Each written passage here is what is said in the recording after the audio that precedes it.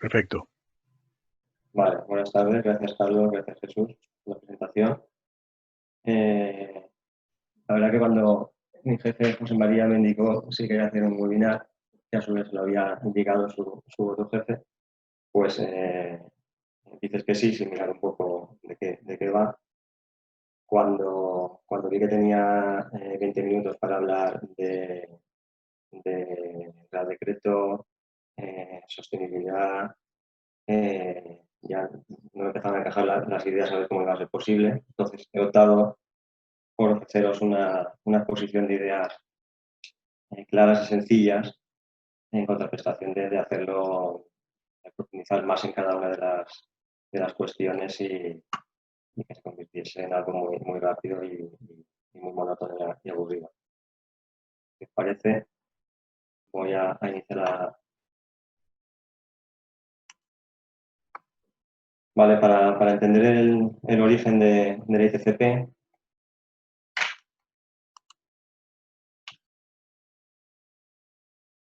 os presento una pantalla en la que se indica el índice de penetración o la representación que tiene ANEFOP en el sector. Aquí se ve muy claramente la época en la que las cosas iban bien, de forma ascendente, y luego la gran crisis que vino años después. Ahora estábamos un poquito mejorando, casi de una forma estable, y ahora pues, la incertidumbre de lo que va a pasar ahora con el tema del COVID. La horquilla de penetración pues, se sitúa más o menos entre 65 y 80%, dependiendo del año y del trimestre en cuestión. Y yo quería haceros resaltar un poco que en épocas en las que las cosas van bien es cuando empiezan a proliferar muchas centrales y dentro de la vorágine de la demanda de hormigón que hay, pues muchas de estas se crean un poco fuera de ley, ¿no? Entonces se inicia una competencia desleal que es lo que empieza a originar un poco la necesidad de cambiar la normativa. Antes de seguir adelante sí que me gustaría hacer un inciso importante y es que en mi presentación no se deduzca en ningún momento que todas las plantas que no están en ANEFO están fuera de norma o no son competentes. Al contrario, hay muchas empresas, así me constan, que cumplen perfectamente con la normativa, tienen sellos de calidad, pero desgraciadamente sí que hay otro tipo de empresas que van fuera de ley y son las que nos perjudican. Para aquellos que piensen que le estamos dando ahora un poco de demasiada publicidad al decreto que se ha originado, porque antes no había control de producción exigente, está equivocado. Vamos a ver un poquito la historia. Las instrucciones de hormigón empezaron ya en el año 39, como veis con alguna connotación política incluso, y hasta el 72, en sucesivas revisiones, no se hacía mención al control de producción de fabricante. Luego hubo una revisión en el 73 y luego en el año 77, con la siguiente revisión, sí que apareció la primera circular que ya le indicaba una serie de prescripciones al fabricante a tener en cuenta su control de producción. Al amparo de esta normativa, en diciembre, se gestionó el sello de calidad, que seguramente algunos de vosotros conocéis. Yo la verdad que no he tenido la oportunidad de conocerlo en mi vida profesional, porque cuando entré en el año 2000 en la ANEFOP ya no, 2001 no estaba para vigente hasta esa fecha. Luego hubieron sucesivas revisiones de la instrucción y fue hasta el año 95 cuando no hubo otra revisión del control de producción del fabricante. Si seguimos adelante, en el año 2000, fruto de la entrada en vigor del marcado C, pues hubo necesidad de revisar el control de producción del fabricante y se originó la que estaba en vigor cuando yo entré en la asociación, que es la orden de 29 de 2001, que es la que todos conocemos. Y ahora, estando vigente la EH08, es cuando entra este Real Decreto. El código estructural, ya sabéis todas estas alturas que está ahí en un cajón a punto de ser aprobado, pero según nos indica Carlos, pues ahora mismo parece que todavía no va a salir. Pensábamos que iba a ser antes del verano y evidentemente eso no va a ser posible. Entre Entonces, como vemos, a lo largo de la historia sí que ha habido muchas más revisiones de la instrucción que de control del fabricante, pero ahí están esas normas para cumplirlas. Nosotros como asociación estamos, la verdad, que bastante orgullosos del trabajo y los frentes que vamos haciendo por delante para hacer a la asociación la vida empresarial más sencilla. Tenemos jornadas, cursos, estamos en los comités de normalización, asesoría tanto jurídica como técnica, contacto con la administración, convenio colectivo, con la certificación y aparte somos peritos del seguro de responsabilidad del producto que tienen. Pero hay una cosa de la que no estamos todavía orgullosos porque no la acabamos de conseguir, y es la valoración del producto. Y lo hemos intentado a lo largo de la historia de NEFO, lo hemos intentado en permanente contacto con las administraciones, tanto centrales como autonómicas, revistas, reuniones. Se ha intentado una cosa que antiguamente sí que existía, que era un registro industrial de plantas legalmente establecidas, son competencias que tienen las comunidades autónomas y no acabamos de conseguirlo. Evidentemente, se ha intentado también aquellas plantas que no cumplen con la legislación vigente, pues denunciarlas. Está más bien dentro del ámbito municipal, pero nos ha costado muchísimo. Nos ha costado muchísimo cerrar centrales que no cumpliesen y en la mayoría de los casos, fruto de la vorágine, de la demanda de hormigón que había, pues al final acababa la obra y prácticamente no había sido posible todavía cerrar la central. Lo hemos intentado en universidades para inculcar ya al alumno que va a salir al mundo profesional, inculcarle ya el valor añadido que puede tener un hormigón con una calidad.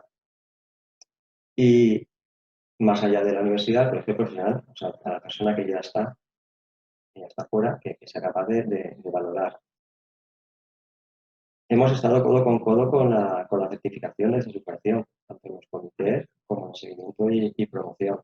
Certificación que al final, pues en algunas zonas sí que ha tenido más éxito que en otras, pero no acaba de ser la solución a nuestro problema inicial. Y ahora, tal como decía Carlos, estamos embarcados en Hormigón Expert, del que luego pues daré algunas otras pinceladas. Sobre la valoración del hormigón, para ver una similitud un poco amena. Es increíble que han pasado 20, 30, 40 años y cuando cogemos una memoria de calidades,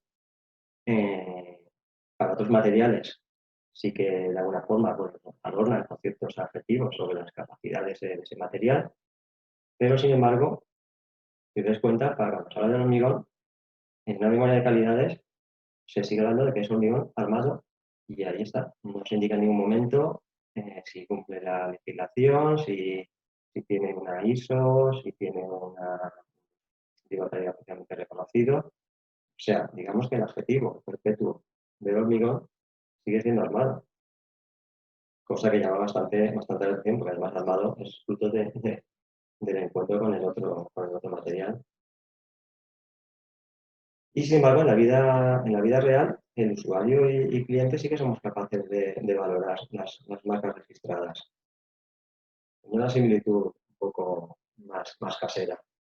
Cuando nosotros, por ejemplo, necesitamos un arreglo para usar para una bombilla, para una mesita de noche, por ejemplo, pues bueno, valoramos y seguramente acabaremos en una tienda multiservicio, esta que tenemos todos en el barrio, y nos agenciamos una regleta con un precio muy económico. Cuando ya tenemos, por ejemplo, una televisión de plasma de no sé cuántas pulgadas, etcétera, ya no lo pensamos más. Y seguramente muchos de vosotros optáis ya por reconocer una marca de prestigio, darle un valor añadido a esa marca y gastaros un dinero. Sin embargo, con el hormigón, claro, lo que sucede. Para empezar, cuando vas a contratar una obra, ya de partida se habla de precio.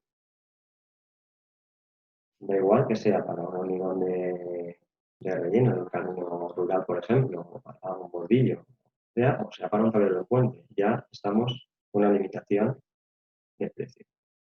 Aunque tú cumplas con la normativa y por eso ya inviertas en ese hormigón X euros para cumplir con la misma, el cliente va a precio.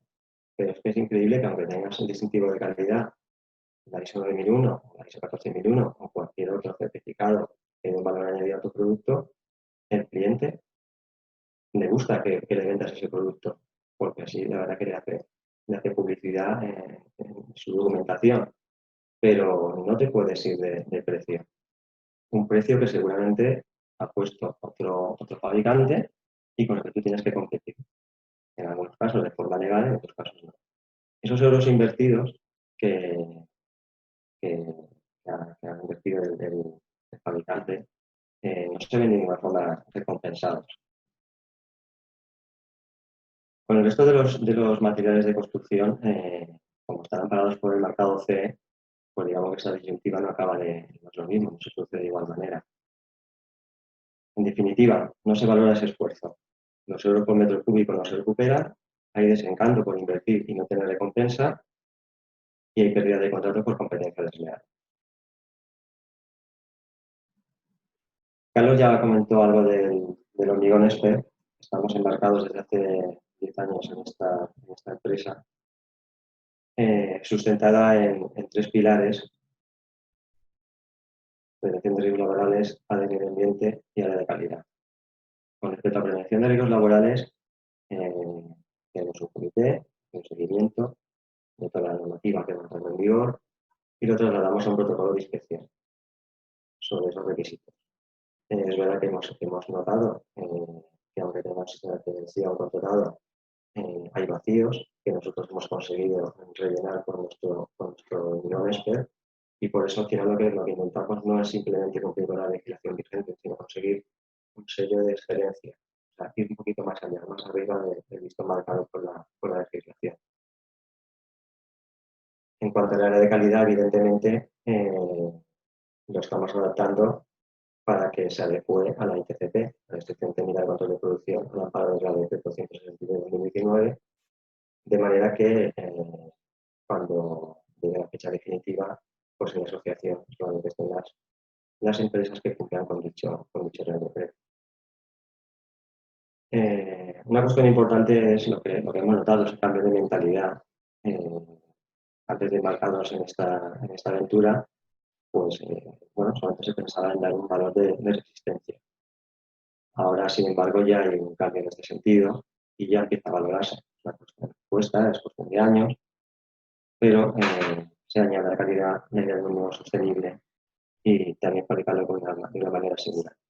Los índices de sustentabilidad, la verdad que son buenos y nos ayudan a seguir en esta línea. Alguien podría pensar que dice, bueno, es un sello de calidad que es de ANEFO, solo para ANEFO, los auditores son de ANEFO, entonces pues no es objetivo. Estamos ya al final de la recta y le daremos un impulso final con la ayuda de una entidad externa que nos audite para darle esa fuerza. Pero la verdad que aún necesitamos el apoyo de la administración. Por tanto, tenemos una falta de valoración del producto. Evidentemente, no nos podemos acoger a un marcador tipo CE, por las cuestiones que ya conocéis. Necesitamos tener las mismas reglas de juego para todos. Y al amparo de la aprobación de un reglamento que aconsejaba garantizar un sistema de vigilancia y acreditación de los productos puestos en el mercado, pues ANEFO al final ha impulsado la instrucción técnica.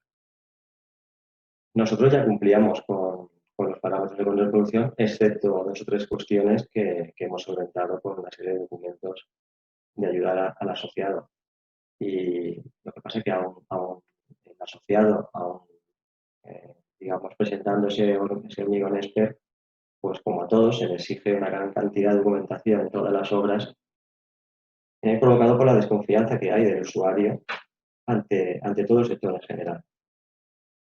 Queda derogada, como os comentaba antes, la Orden 29 de noviembre de 2001, y ahora inicia su marcha la Instrucción Técnica de Control de Producción del Real Decreto 173. La gran novedad, que es lo que un poco veníamos exigiendo, o al final nos ha quedado más remedio que exigir, es que hay un organismo externo, en este caso habilitado por ENAC, que va a hacer auditorías periódicas cada 4 años, inspecciones de seguimiento cada 2 años a la central de hormigón. De esta forma, ese certificado ITCP garantizará con ese organismo el cumplimiento del mismo. y entendemos provocará confianza en el usuario. Alguien puede pensar bueno, que es un Real Decreto más, que está ahí, que se puede quedar medio olvidado, pero todo lo contrario, tanto la EH 08 como el código estructural, en los artículos que ahí veis, lo mencionan expresamente. Entonces va a ser un certificado de obligado uso y un documento que obligatoriamente ha de solicitar el cliente y la dirección facultativa al constructor para gestionar la obra.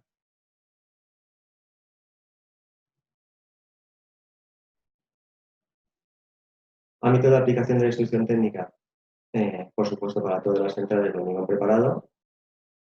Para las centrales de obra, evidentemente generará alguna controversia, porque todos sabemos que es la dirección facultativa la que tiene el don de instalar y vigilar esa instalación de hormigón.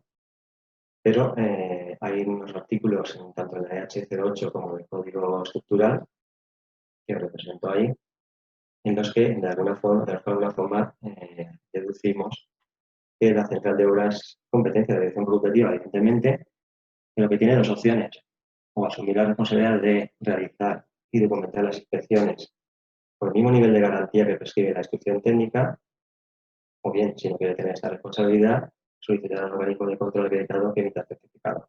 Así lo entendemos. Alguna cuestión nos ha venido por el tema de las instalaciones de prefabricados.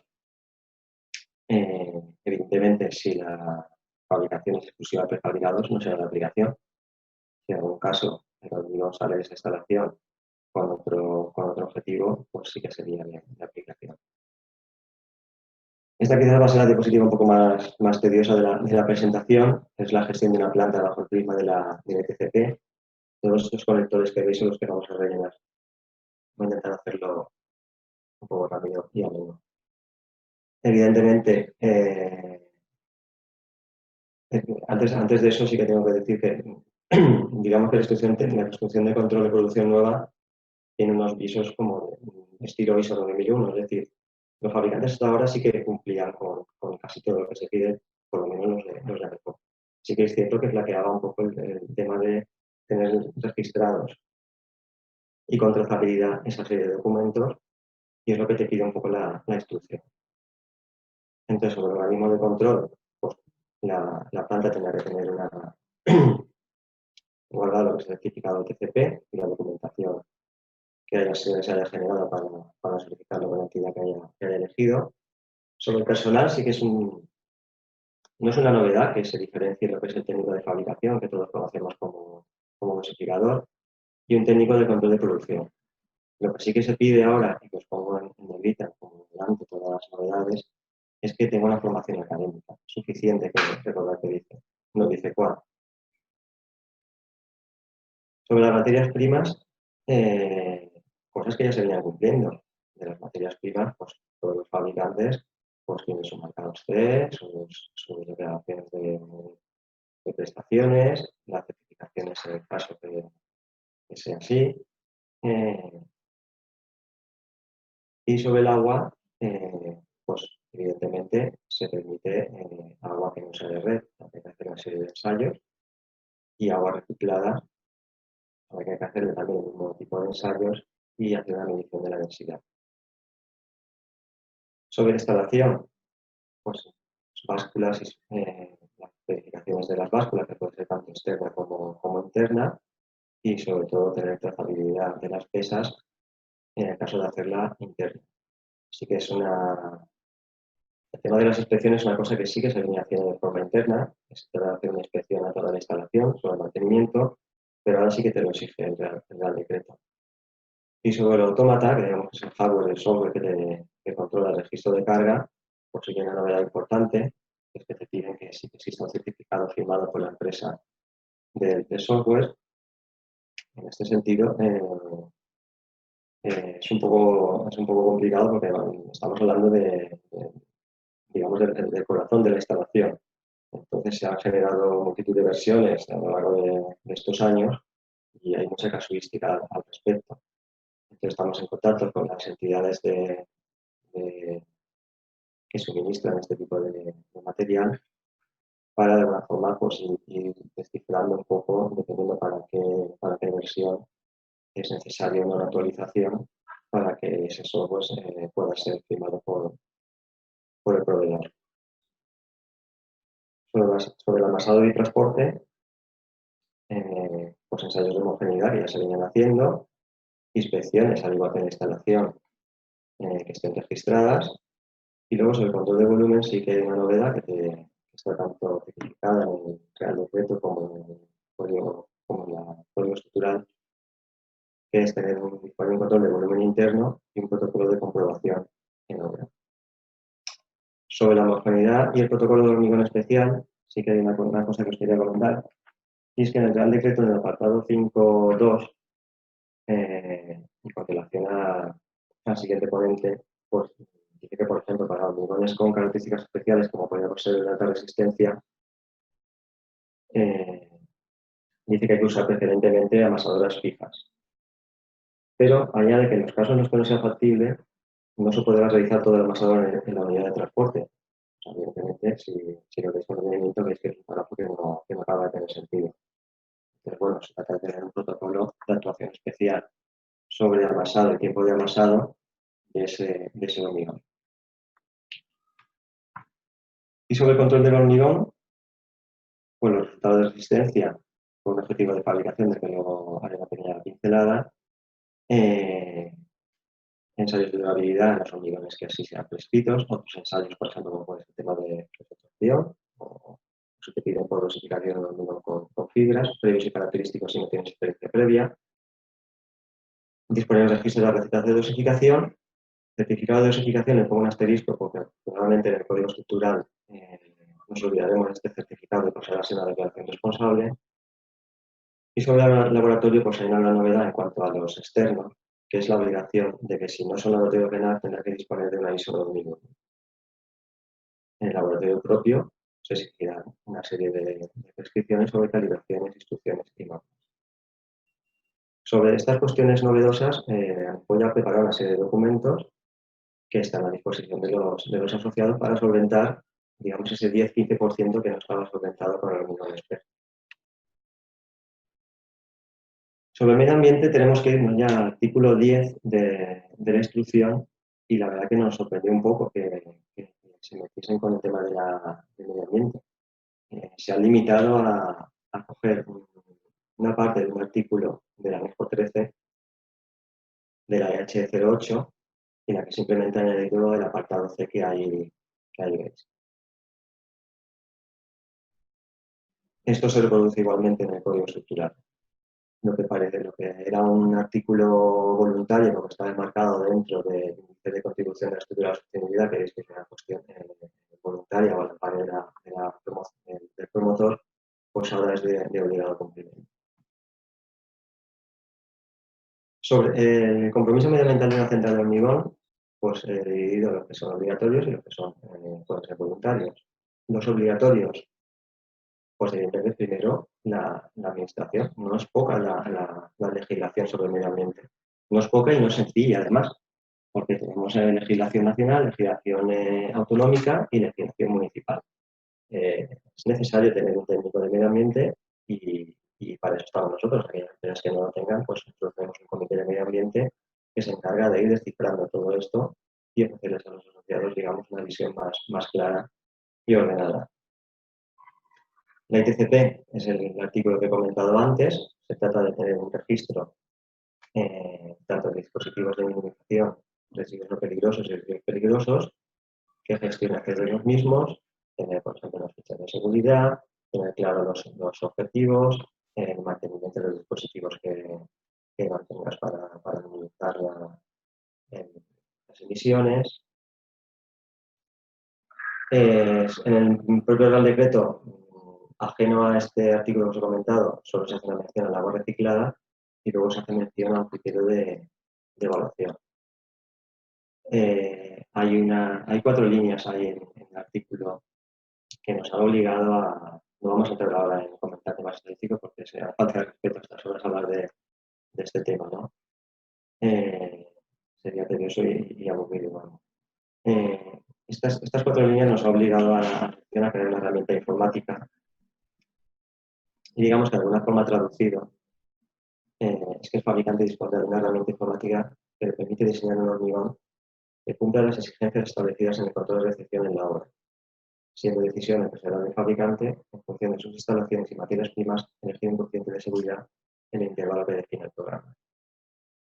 De alguna forma, no es que antes no tuviesen un control de producción o una hoja los fabricantes sobre sus poblaciones, sino que ahora te exige que cumpla con una determinada prescripción de acuerdo con el control de recepción en la obra. No hay que olvidar que sigue habiendo control de recepción en la obra. Vosotros preguntaréis qué relación puede tener esto con el medio ambiente. Pues, bueno, en principio, pues con los recursos necesarios. Evidentemente, para cumplir con esta prescripción, ya hemos visto que va a ser necesario un aumento de la resistencia media del hormigón y, por tanto, un consumo de cemento mayor. Pero, por otro lado, sí que el fabricante de hormigón va a tener una herramienta que le permita tener un mayor control de la variabilidad de esa población y que no ande perdido.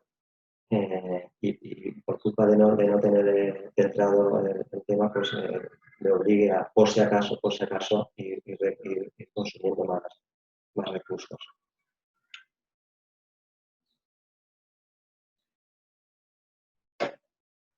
A ver, ¿no?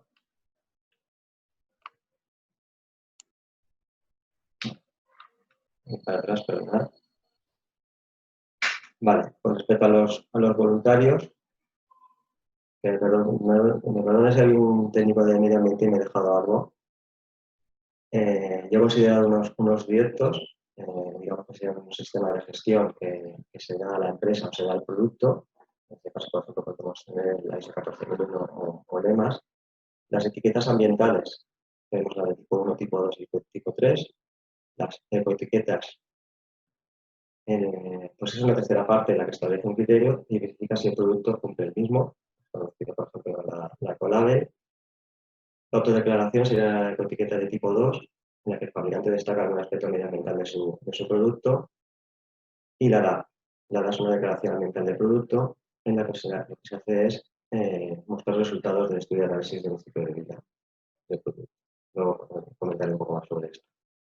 Y los indirectos, es una clasificación que yo he hecho, no es que exista así como tal. Los indirectos, pues lo que se hace es certificar un edificio o una obra en la que han participado algunos productos en los que se hará una serie de puntuación por cumplir con algunas exigencias. Tenemos los conocidos internacionales BREEAM y LEED y verde a nivel nacional. Y luego, por supuesto, tanto en el H08 y en el CODE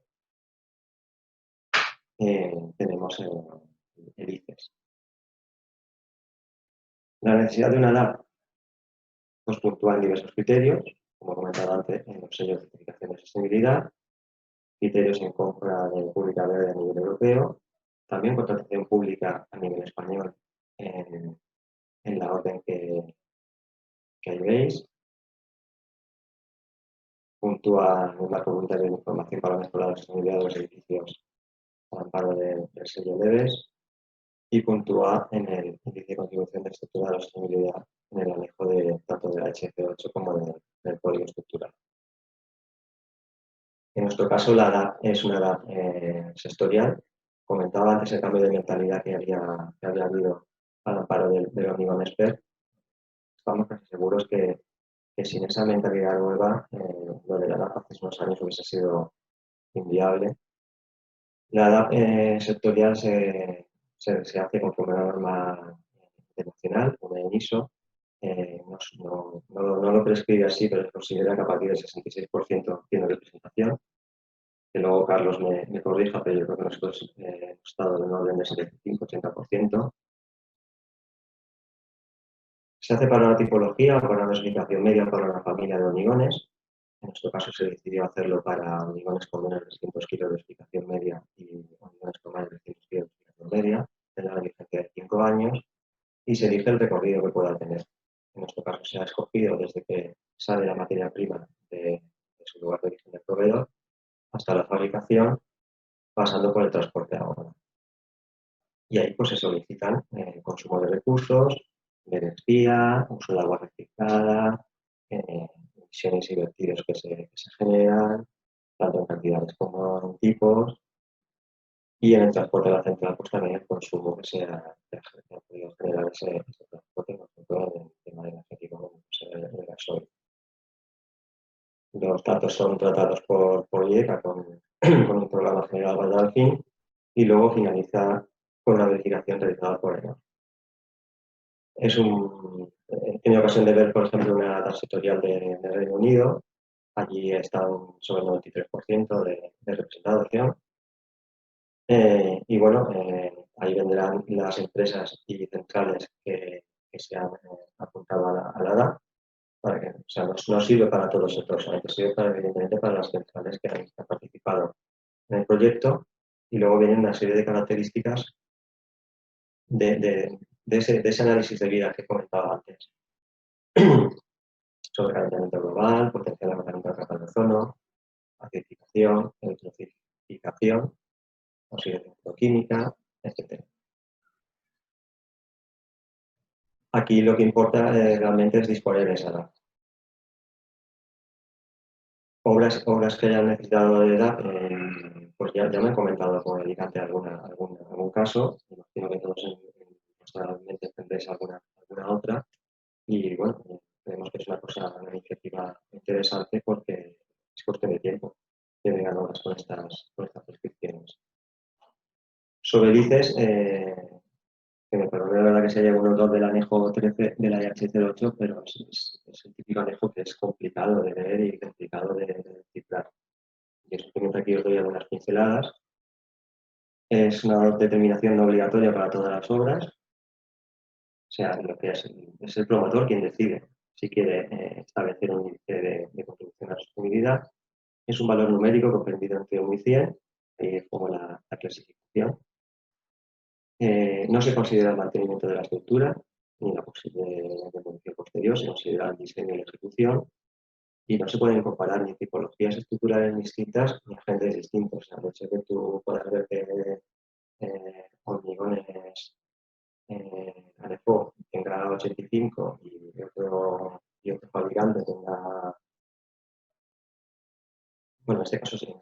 Si son dos fabricantes de hormigón, sí que se puede comparar. Lo que no se puede comparar es, por ejemplo, un constructor con un fabricante de hormigón, con una tipología estructural de hormigón con un acero, por ejemplo. El promotor elige una clasificación, que normalmente es muy alta o alta, de acuerdo con la tabla superior. El proyectista, en función de la obra, estima y propone un ICES. El constructor es el que tiene que planificar y seleccionar los proveedores que hay en la del fabricante de hormigón y recopilar toda la documentación, y la dirección de obra, pues verificar y comprobarlos. Hay como 150 indicadores, de los que aproximadamente 30 a 40 son sobre el fabricante del hormigón preparado. Os pongo ahí simplemente una relación de algunos de ellos. Todo esto que os pongo en esta tabla son cuestiones que puntúan de alguna forma y favorecen que la puntuación final pues sea más alta, evidentemente, por el estudio de gravedad o ISOs, equipos de limitación de emisión. También se meten en temas de la sinistralidad. La DAP, como he comentado antes, también puntúa, incluso tener seguro de responsabilidad civil de producto, usar material reciclado, o el tema del aceite, por ejemplo, en las probetas cilíndricas. Esto genera una necesidad de documentación que pretende de alguna forma minimizar el propio anejo con la creación del dispositivo de sostenibilidad oficialmente reconocido en el foro. Inconvenientes que puede tener, pues que en la misma obra pueden aparecer distintos proveedores, en la mitad de obra un fabricante es el suministrador hormigón y aparezca otro, con lo cual ya el índice no es el mismo, incluso para el mismo proveedor, cambio de materias primas en mitad de la obra, pues bueno, tenemos con expectativa de cómo evoluciona el índice. Y por último, la verdad que me estoy pasando un poco de la hora. No lo he comentado antes, no sé si Carlos lo ha dicho en la presentación. El 1 de abril de 2021 es la fecha tope para que todas las plantas dispongan del certificado, aunque bien es cierto que el Real Decreto entró en vigor el 1 de julio de 2019. La ITCP garantiza el control de producción pero no olvidemos que el estudio la garantizaba, exceptuando esas 3 o 4 cuestiones que he comentado antes, que ya están solventadas con la documentación que hemos facilitado a los asociados.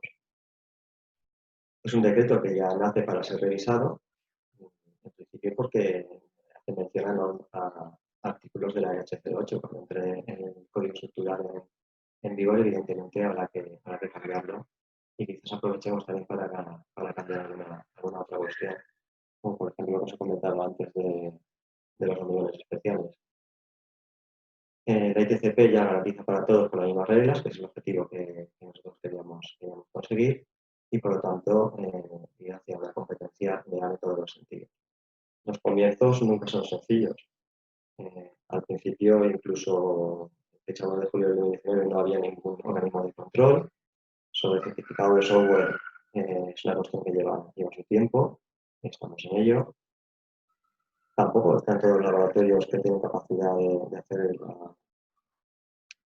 que tienen contratado externamente los fabricantes, tienen la ISO, por lo cual también es una cuestión a ir puliendo. La evaluación de los resultados con la herramienta que he comentado antes, posiblemente necesita de un tiempo para ir metiendo los datos que vayamos obteniendo para poder ofrecérselos al auditor. Y sobre las exigencias de laboratorio interno, pues hemos detectado, digamos, un exceso en prescripciones de algunos organismos de control que empiezan a hacer las auditorías, pero bueno, estamos en contacto con ellos, en contacto permanente, y vamos a intentar pulir estas cuestiones. Para finalizar, podemos tener instrucción técnica, podemos tener H08, pero aquí todos tenemos que remar en una dirección. Si el camión hormigonera no llega a tiempo o pasa de hora y media, por favor, ese hormigón tiene que ser devuelto, pero también otros agentes tienen que estar involucrados. Por favor, a la que llega el calor, nada de agua en el camión antes de verter. Laboratorios, muestras que se tomen adecuadamente, que no se estén las pruebas al sol, o que la dirección de orden complete bien los de control. Si no remamos todos a una determinada, no va a haber solución. Y bueno, muchas gracias por la atención. Me he excedido 15 minutos, que tengo aquí por el reposo. Lo siento, pero lo he hecho lo más rápido que he podido. Muchas gracias. Muchas gracias, Miguel Ángel. Quiero recordar, saludar a todos los sudamericanos que se hayan podido incorporar, en este caso como Alexander Cadena y de otros, y recordar a todos que hemos pasado los 100 participantes, estamos muy por encima. Es interesante, mientras Sergio comparte su pantalla y se hace un poquito con ella. Cuando quiera. Nuestro siguiente comunicador es Sergio Carrascón, que va a hablar de hormigón en altas prestaciones de IECA, y dejamos las preguntas como la que hizo Francisco Fernández para el final, después de todos. Pues si acaso se ocurren o se ocurre más tarde directamente con el mail que hagan en anefo.com o en IECA.es. Un saludo. Bueno, buenas tardes a todos. Gracias, Jesús. En primer lugar, agradecer vuestro interés en asistir a este webinar. Voy a intentar dar algunas pinceladas, también por el tiempo que nos queda, sobre innovaciones en el hormigón. En principio, y en primer lugar, para mejorar las prestaciones de cualquier cosa, pues hay que innovar. Y la pregunta que nos tenemos que hacer es ¿por qué cuesta innovar? El miedo a innovar, por ejemplo, en el hormigón, en nuestro caso, pues precisamente porque hay algunos artículos de las regulaciones o de las normativas, en este caso la EHE, en el cual si te sales, digamos, de lo que está estipulado, o sea, si innovas, pues evidentemente si lo aplicas este artículo sin ningún tipo de modificación, el responsable también es el autor de esa innovación. ¿Qué es una alta prestación en hormigón? Pues es la capacidad que tiene de cumplir con uno o varios requisitos especificados básicamente. Estos requisitos pueden ser de tipología muy variada, pueden ser mecánicos, que a todos os sonará, ya hemos hablado de resistencia a compresión, pero también resistencia a tracción, cosa que va un poco en contra de la lógica en el hormigón, ductilidad, por ejemplo, durabilidad, que es otro de los parámetros que se tiene muy en cuenta en relación sobre todo con la sostenibilidad, durabilidades de más de 100 años, con la temperatura, por ejemplo, resistencia al fuego, no solo en estructuras de edificación, sino, por ejemplo, en túneles donde puede existir algún riesgo de incendio, reología del producto, del hormigón, autocompactabilidad.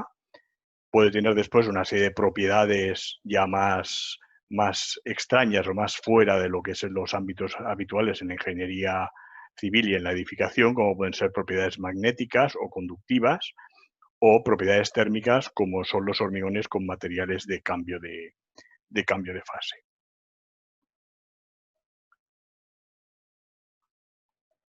Aquí os pongo algunos ejemplos de diferentes obras en las cuales estas prestaciones han sido tenidas en cuenta. En la primera, que es esta pasarela con esta forma tan extraña, evidentemente lo que se ha tenido aquí en cuenta es la resistencia del material, sobre todo por sus formas y porque está sometida a esfuerzos un tanto atípicos para una pasarela. En el caso de este puente que es en China, puente de Sutong, aquí pues hay otros factores, durabilidad por estar en un ambiente marino, resistencia a la fatiga por el tema del oleaje o resistencia al sismo, sí, porque está en una zona altamente sísmica. Aquí abajo tenéis un ejemplo de edificación, el Burj Khalifa en Dubái, es un edificio de 800 y algo metros de altura, el núcleo central es hormigón y por tanto ese hormigón no puede ser, ya no digo un H25 y un H30, sino que tiene que ser un H rayando 100 o más allá. Y por último, el puente de Øresund, aquí digamos, si lo conocéis, es un puente que conecta Dinamarca muy cerca de Copenhague con Suecia a la altura de Malmö. Y es un puente, aunque parezca que llega a una islita y que se acaba, es que continúa en un túnel hasta la otra orilla. En este puente además se ha hecho famoso por una serie de estas que dan en alguna de las plataformas digitales que tenemos por ahí. En este puente se han tenido en cuenta, evidentemente, temas de durabilidad, igual que en el de arriba, temas de fatiga por el tema del oleaje y ya en la parte que es túnel, pues también, evidentemente, el tema del incendio, etcétera. Vamos a ver cómo se ha desarrollado en el tiempo. Evidentemente, históricamente, la primera alta prestación que se desarrolló fue la resistencia. Y eso lo veríamos muy claro si miráramos las resistencias que se pedían o que se estipulaban en las diferentes instrucciones del hormigón que ha presentado antes Miguel Ángel, desde el año 30 y tantos, me parece que fue la primera, hasta la última del 2008, pues veríamos que esas resistencias han ido progresando. Aquí abajo tenéis un gráfico más o menos desde principios de siglo, no por nivel normativo, sino por nivel de aplicación, digamos cómo ha ido evolucionando la resistencia del hormigón y realmente en los últimos 30 años ha sido cuando se ha crecido de manera espectacular, llegando a tener hormigones hasta 500 megapascales de resistencia a compresión. Entonces, lo que tenemos que tener claro es por dónde nos movemos. Es decir, primero perdonar porque todas las siglas están en inglés, pero bueno, es el lenguaje que se utiliza normalmente en este tipo de comunicaciones científicas o técnicas. Evidentemente, en este cuadro podéis ver, o se ve claramente que si vais de abajo hacia arriba, lo que hace es crecer la resistencia. Pasamos de una high strength, de una alta resistencia, a una ultra alta resistencia del hormigón. Y en horizontal lo que nos movemos es por otras propiedades, otras prestaciones que se le piden al hormigón. Pues, por ejemplo, el que sea autocompactante, niveles de autocompactabilidad, el que esté reforzado con fibras, algunas veces de acero, otras no. Y nosotros lo que nos vamos a presentar aquí se está moviendo dentro de este círculo o de esta elipse más bien roja que tenéis en la pantalla. Aquí abajo tenéis una un gráfico donde podéis ver, en función de la resistencia a compresión, cuál es la resistencia a tracción, el límite elástico de la resistencia a tracción, cosa que no es muy habitual porque al hormigón se le da por descontado que tiene una resistencia a tracción nula. Pues no la tiene, y además cuanto más importante es la resistencia a compresión, más importante es la resistencia a tracción. ¿Y cómo conseguimos todas estas maravillas de alta resistencia, autocompactabilidad, reología, durabilidad, etcétera, etcétera? Pues hay unas recomendaciones generales. La primera es altos contenidos de cemento, que son inevitables para elevar la resistencia. Tamaños de áridos muy pequeños, sobre todo para resistencias muy, muy elevadas y por temas de durabilidad. Granulometrías continuas para resistencia también y durabilidad. Los aditivos, en los cuales no podríamos llegar a hacer este tipo de hormigones por resistencia, por durabilidad y por reología, evidentemente. Las adiciones, también por los tres mismos parámetros, resistencia, durabilidad y reología. Las fibras, que dotan al hormigón de ductilidad, de durabilidad, de resistencia al fuego y resistencia al impacto. Y otros componentes ya un poco más fuera de lo normal, que se deben utilizar para poder conseguir algunas prestaciones un poco fuera de norma, que sea magnético, que sea conductivo, que tenga cambio de fase, que sea fotoluminescente, etc. Y hay una última fase, que es ya la fase del curado. El curado con vapor es altamente recomendable por temas de resistencia y de durabilidad. En este otro gráfico lo que veis un poco es, digamos, cómo van decreciendo los tamaños de las partículas y, por tanto, su superficie específica en función de que queramos conseguir más resistencia o más prestaciones más altas, partiendo desde los áridos habituales que tenemos hasta llegar hasta el humo de sílice y otros productos que son ya nanocomponentes para el hormigón. Para lograr un hormigón de ultra altas prestaciones reforzado con fibras, tiene que ser reforzado con fibras porque si no, no va a poder llegar a estas ultra altas prestaciones, sobre todo si le pedimos resistencias un poco más elevadas en atracción. Pues la dosificación tiene que tener muy altos contenidos de cemento y humo de sílice, una muy baja relación agua-cemento, que eso se consigue con la ayuda de los aditivos adecuados, un alto contenido en fibras, áridos seleccionados de tamaños muy pequeños, aditivos de última generación, como he dicho antes, en fabricación un mayor tiempo de amasado y además más enérgico, y en el curado, aunque es opcional, pero se consiguen resultados bastante interesantes si se realiza el curado del hormigón por vapor. Aquí tenéis como órdenes de magnitud de las dosificaciones que podrían ser de un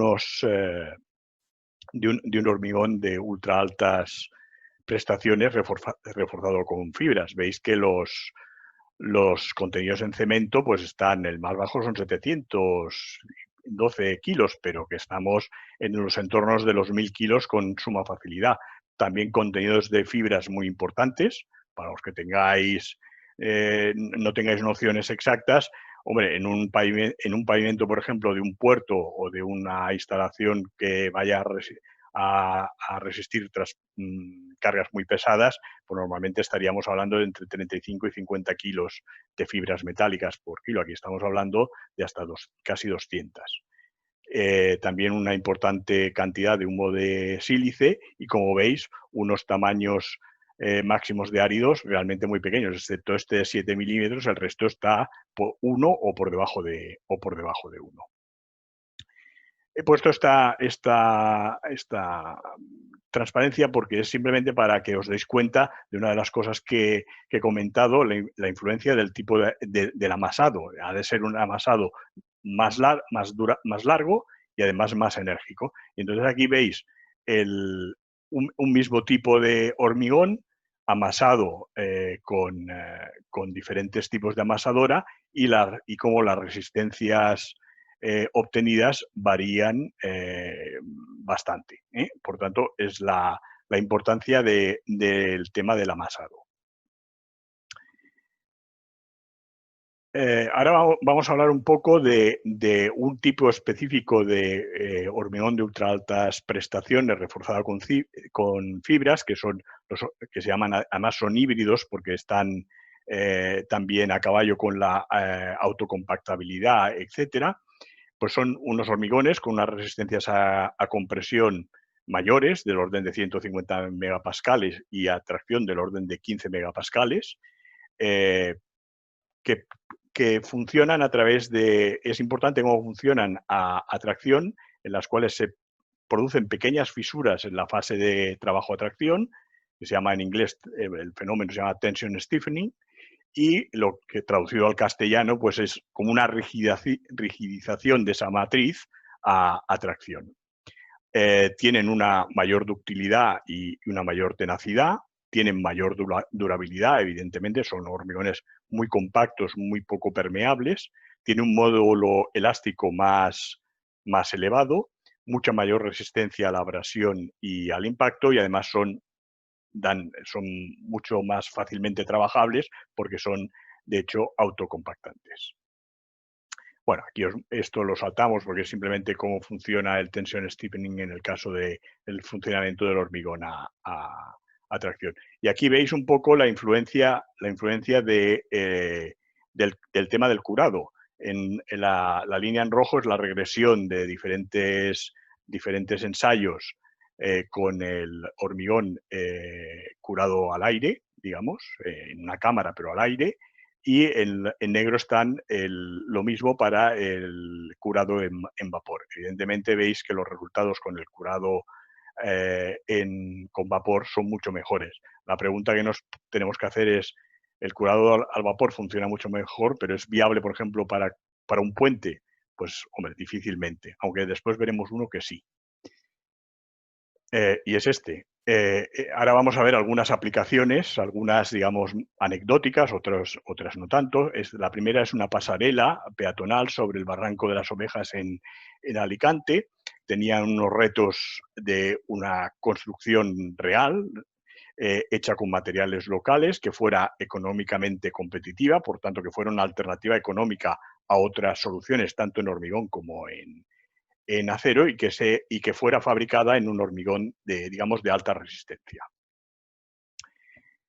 El hormigón se caracterizó, era un hormigón que iba a ser pretensado, con una F sub CK, una resistencia característica a los 28 días a compresión de 135 megapascales, una resistencia residual, que esto es el tema en el que intervienen las fibras, del orden de 20 megapascales, que está muy relacionada también con la resistencia a tracción. Estos dos parámetros son los parámetros de autocompactabilidad. Como veis, son realmente muy autocompactables. Tamaño máximo de árido pequeño, no tanto como el que hemos visto antes, pero muy próximo a 1, de 1,6. Había dos tipos de fibras, unas cortas y unas largas. Una clase de exposición que era una 3A, porque estaba a menos de 5 kilómetros de la costa, y además tenía que ser un hormigón en colores.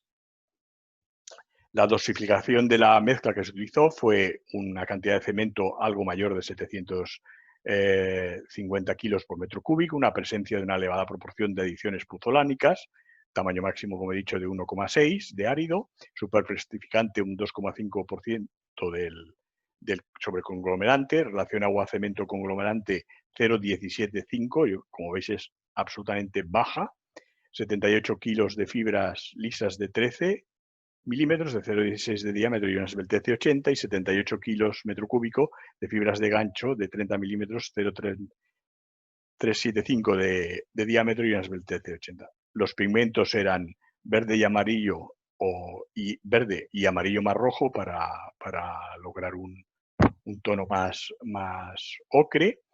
Y el coste, y aquí esto es la madre del cordero de todo el asunto, el coste sería de unos 800 euros por metro cúbico el de color gris verdoso y unos 900 el de ocre, porque llevaba dos pigmentos.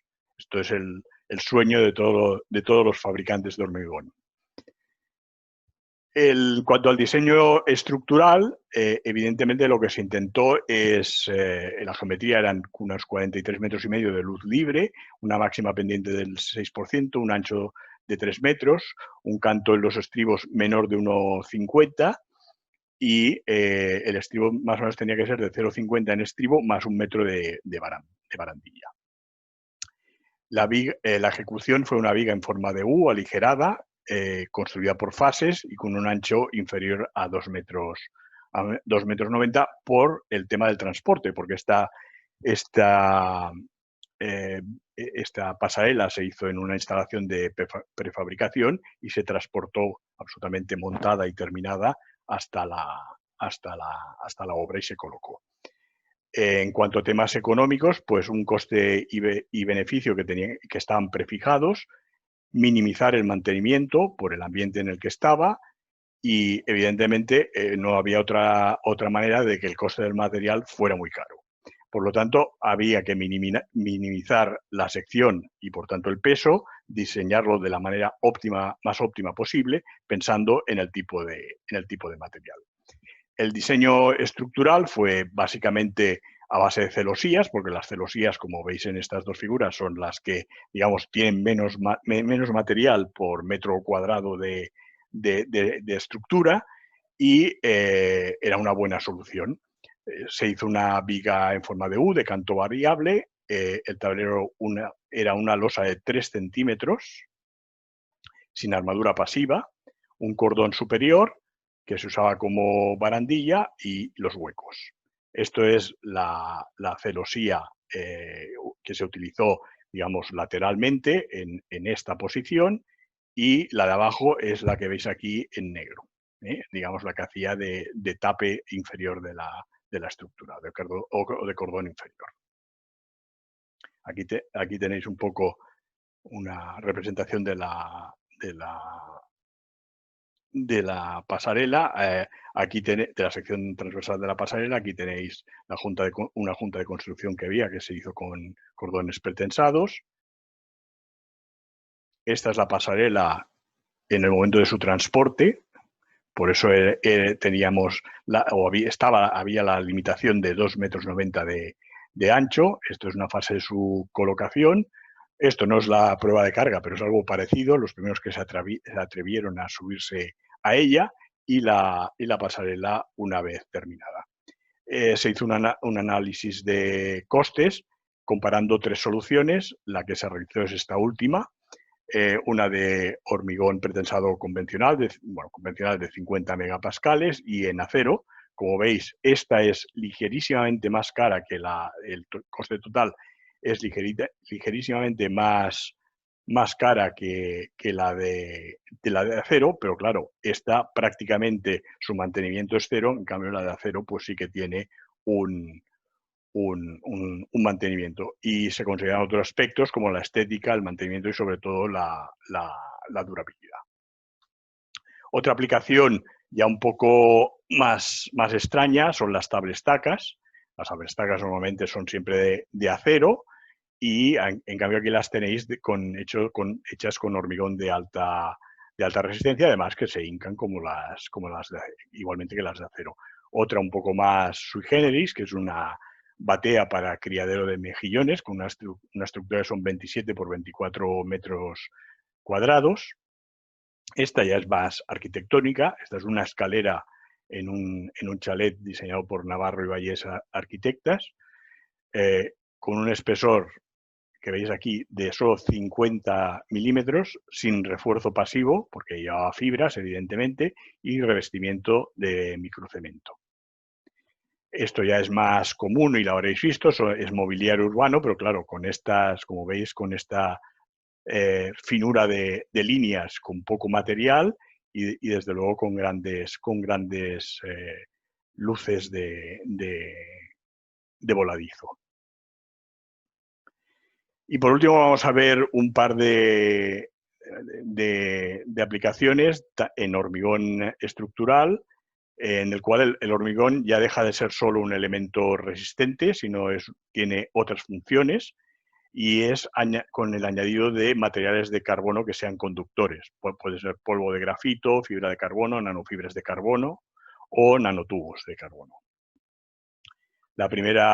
Una de las primeras prestaciones fue como función de apantallamiento para todas las microondas que se producen un reflejo y transmite una onda limpia. El segundo, muy interesante a nivel estructural, que es como función de percepción de la deformación, es decir, los nanotubos incluidos en el hormigón actúan como unos sensores intrínsecos de la deformación del hormigón, y aquí lo que veis en este cuadro perdón, es cómo la resistividad de ese material con los nanotubos de carbono añadidos corresponde perfectamente con los niveles de deformación. Por tanto, simplemente midiendo la resistividad de ese hormigón en cada momento o en cada punto, pues conocemos la deformación en ese punto. Y sin más, siento haberme pasado un poquito del tiempo, yo creo que he tardado